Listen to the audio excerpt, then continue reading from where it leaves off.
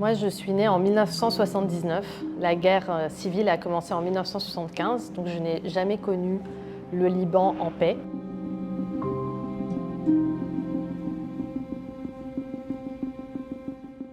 Toute mon enfance, c'était une inquiétude permanente. C'était aussi le manque d'eau, d'électricité.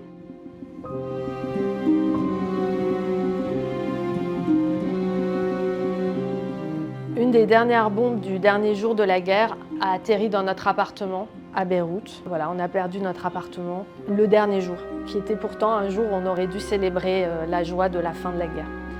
Et nous, c'était finalement un jour qui a marqué l'impossibilité de revenir au Liban. Mes parents ont tout fait pour nous protéger, pour nous faire oublier la guerre, qu'on joue, qu'on s'amuse comme des enfants. Et pour moi, c'était surtout des bruits. Les bruits des bombardements, les bruits des missiles, les bruits du Jedar al-Sawt.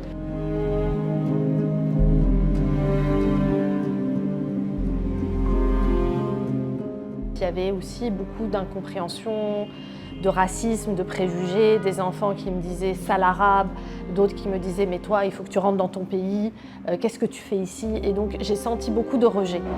Heureusement, il y a eu aussi des gens, des familles qui nous ont soutenus et qui nous ont aidés.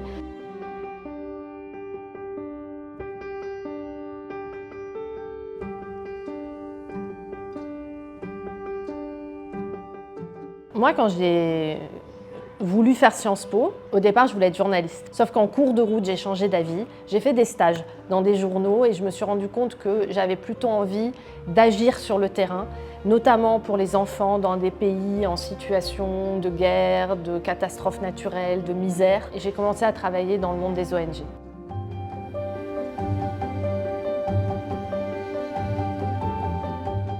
Et quand Emmanuel Macron a été réélu en 2022, contre toute attente, parce que vraiment, je ne m'y attendais pas. Emmanuel Macron, comme Elisabeth Borne, qui était à ce moment-là la première ministre, m'ont appelée pour me demander d'être, moi, la ministre de la Culture. Et je me suis retrouvée dans le costume de ministre en 4 heures.